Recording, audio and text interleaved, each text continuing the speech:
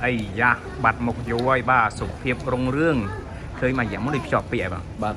ไอ้ยาจอบเปียจอบหมอดเท้าให้โจรงกลางไงหน้าบ้อง ខែ3 แค่ไปนี่ ពាក់កណ្ដាល จับต่อเลยนั่งอะไรถลับมาวิ่งให้เคยป้อมเมียนจอบเปียก็เป็นได้อัดเคยหมกในเลยสองเวียนเตะคานประกุดหมันแค่บ่ ខែ มาแค่เนาะไอ้ยานาได้กาประคันนี่ ពេញ ពេញមកវិញគឺពេញស្អាតធម្មតាហើយសប្តាហ៍នេះ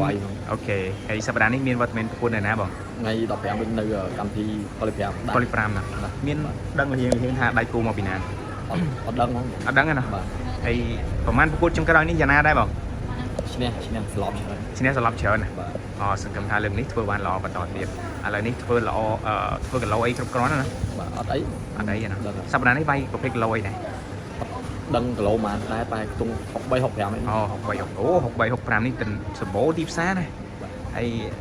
មានលឺតំណែងលេងពៀនលេងអីបន្តទេបង មុនលឺភាសាដែរឥឡូវវាស្ងាត់ សម្រាប់ឆ្នាំថ្មីនេះបានលេងពៀនលេងអីខ្លះហ្នឹង នៅហ្មង នៅណអូសង្ឃឹមថាឱកាសទៅមុខនឹងមានណា បាទ ហើយចុងក្រោយមានអីផ្ដាំផ្ញើទៅកាន់អ្នកគ្រប់ត្របង សូមផ្ដាំទៅបងប្អូននៅហ្វេសប៊ឺកប៉ូលី5យើងជួយគ្រប់គ្រងខ្ញុំនឹងពួតអស់ពីមាត់ទៀត បាទអរគុណបង បាទ